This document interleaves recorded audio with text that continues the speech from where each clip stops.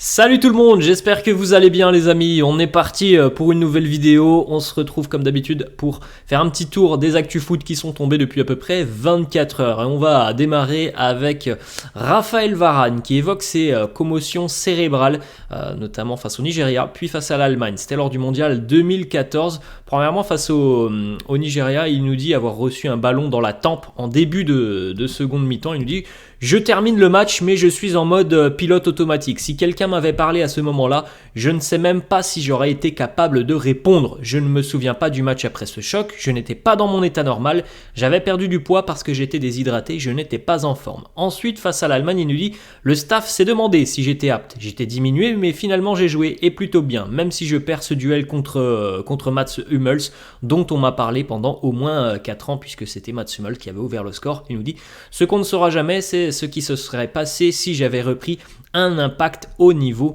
de la tête. On continue les amis avec une autre déclaration de Raphaël Varane qui nous dit: j'ai abîmé mon corps. À 30 ans, il a accordé hier un entretien auprès du quotidien à l'équipe où il traite d'un sujet tabou sur le traitement des commotions cérébrales dans le football, et il évoque la difficulté à admettre la fatigue ou les migraines, craignant d'être perçu comme un faible. Il insiste sur l'importance d'une prise en charge adéquate, appelant à une réduction des têtes à l'entraînement et à une sensibilisation dès le jeune âge pour éviter les risques de syndrome du second impact et de prévenir les traumatismes à long terme. Quand on regarde 3 des pires matchs de ma carrière, il y en a au moins 2 avant lesquels j'avais eu une commotion quelques jours plus tôt.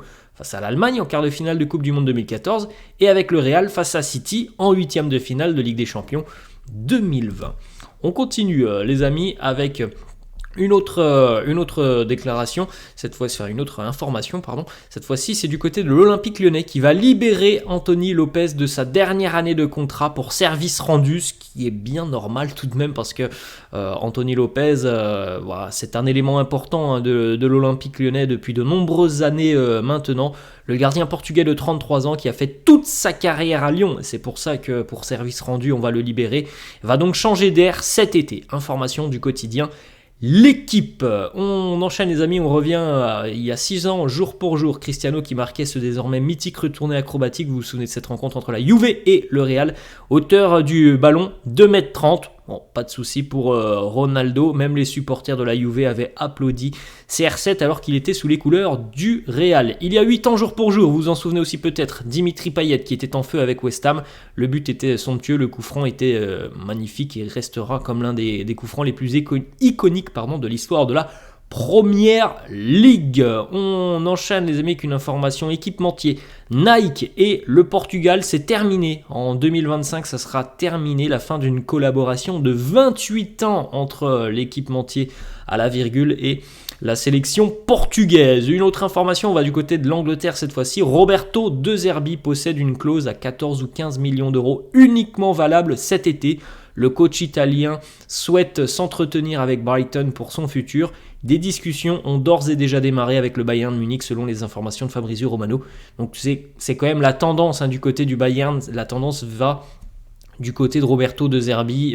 On a parlé de Julian Nagelsmann, mais ça semble tout de même un petit peu plus compliqué.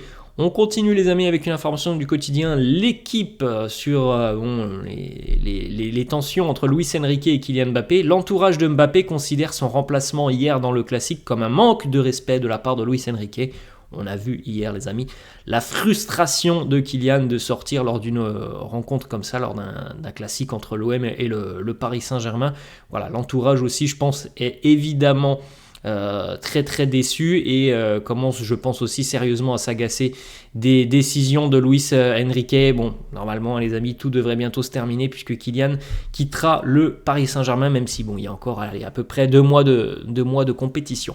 On continue les amis avec une petite information qui concerne Jonathan Klaus. Sa compagne a annoncé que le couple avait été cambriolé pour la 2e fois en 4 mois. C'est passé lors du classique ce dimanche. Le couple a dû quitter le stade en urgence à la mi-temps. On leur envoie tout notre soutien. C'est un problème, c'est un fléau aussi dans le monde du football depuis quelques années maintenant. Les cambriolages qui ont lieu souvent lorsque les joueurs ne sont pas là évidemment et sont présents avec leur club.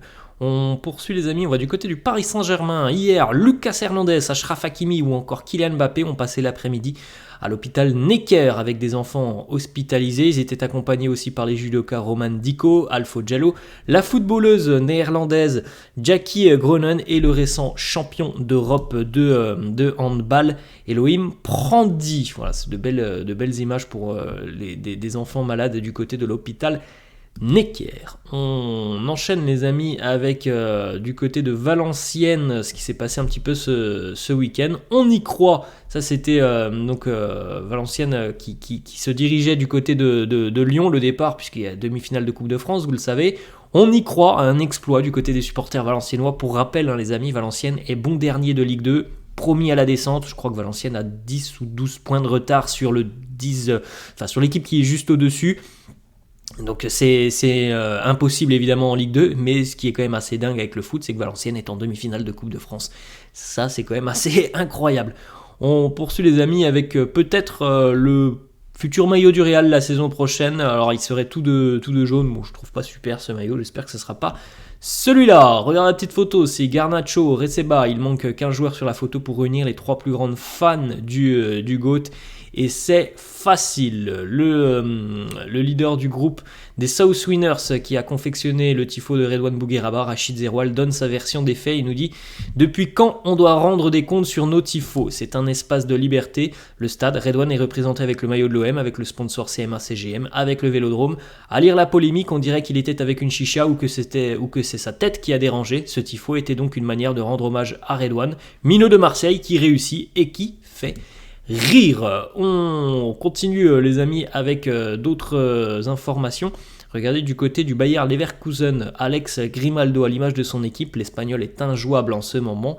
Il comptabilise déjà 26 implications, toutes compétitions confondues, sur des buts, 11 buts, 15 passes décisives, des stats qui sont exceptionnel pour un attaquant. Le petit bémol que l'on doit apporter, c'est que Grimaldo n'est pas un attaquant, c'est un latéral, donc les stats sont monstrueuses pour un latéral. 11 buts, 15 passes décisives.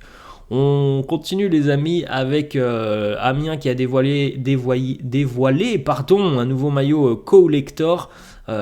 C'est une blague du 1er avril, ce maillot n'existe pas et ne sera jamais porté, mais voilà, c'était aussi pour montrer tout le soutien du club amiénois auprès des agriculteurs. Vous avez même Andy Carroll qui est présent sur cette photo. Kylian Mbappé, regardez, ça c'était face à l'Olympique de Marseille, la vitesse de Mbappé dans ses prises de balles, la glissade du défenseur marseillais. Il va très vite, Kylian, évidemment, dans ses changements de direction. Marcos Alonso quittera le Barça libre de tout contrat cet été à 33 ans. C'est Fabrizio Romano qui l'a annoncé.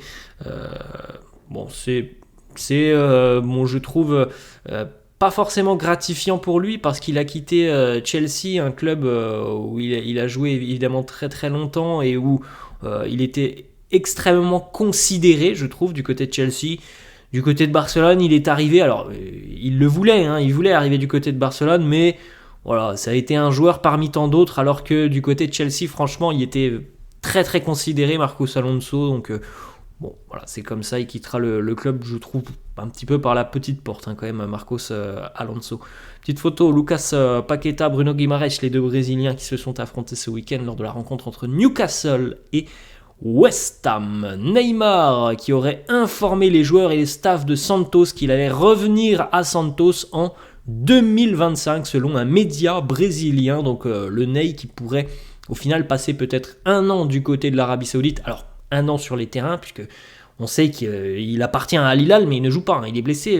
Mais peut-être que d'ici 1 an ça sera déjà terminé l'aventure saoudienne. De toute façon pour le moment Neymar il n'a pas été très très souvent du côté de l'Arabie Saoudite, on va pas se mentir. Et voilà, il pourrait certainement retourner du côté du Brésil, là où tout a démarré pour lui. On continue les amis, on va aller du côté du FC Barcelone. Encore une fois, hier, c'était à la sortie de l'entraînement. Inigo Martinez qui est sorti de son véhicule pour faire face à un jeune supporter qui était trop véhément à la sortie de l'entraînement. Jeune supporter, voilà, je ne sais même pas s'il a 18 ans, le jeune supporter. Et Inigo Martinez est venu se confronter à ce jeune supporter qui, selon la presse espagnole, l'aurait traité de tricheur. C'est ce qui s'est passé devant le centre d'entraînement. On jette un coup d'œil, les amis. Bologne s'est imposé hier 3-0 face à la Salernitana, puisqu'on jouait en ce lundi de Pâques, on jouait en Angleterre, on a joué en Italie aussi en Serie A. Bologne s'est imposé et Bologne conforte donc sa 4e place qualificative pour la Ligue des Champions avec 57 points. La Roma a fait nul hier du côté de Lecce. L'Inter s'est imposé dans la soirée face à l'Empoli. L'Inter évidemment tout proche d'un nouveau titre de champion d'Italie. Cristiano Ronaldo a été élu joueur du mois de mars en Saudi Pro League. 4e trophée de joueur du mois cette saison pour CR7 à l'âge de 39 ans. On poursuit les amis puisque Neymar était de retour au Brésil la nuit dernière, dans la nuit de dimanche à lundi. Beaucoup d'émotions, il était de retour au Brésil évidemment du côté de Santos. On regarde les amis le temps de jeu de Kylian Mbappé en Ligue 1 depuis qu'il a annoncé son départ. Regardez, c'est un temps de jeu vraiment minimaliste pour Mbappé. 30 minutes face à Nantes, 64 face à Rennes, 45 face à Monaco, 18 face à Reims, 90 face à Montpellier, 64 face à Marseille. Temps de jeu moyen par match, 51 minutes, alors qu'avant, évidemment, avant l'annonce de son départ, comme vous pouvez le constater, c'était très très rare que Mbappé ne termine pas une rencontre. C'était arrivé une fois face à l'Olympique de Marseille. 32 minutes. On continue les amis avec la petite photo, la célébration pour Gonzalo Ramos et Achraf Hakimi qui viennent un petit peu chambrer le Vélodrome. L'accueil, comme on l'a vu aussi un petit peu hier, du public parisien à Charles de Gaulle pour les Parisiens. Statistique pour William Saliba qui n'a été dribblé que 5 fois en 53 matchs avec Arsenal. C'est moins que tout autre défenseur au cours de cette même période. Voilà les amis, on a fait le petit tour de ces 24 heures d'actu et d'infos. J'espère que ça vous a plu. N'hésitez pas à lâcher un petit pouce bleu. N'hésitez pas non plus à vous abonner à la chaîne. Moi je vous laisse et je vous dis à la prochaine. Ciao à tous.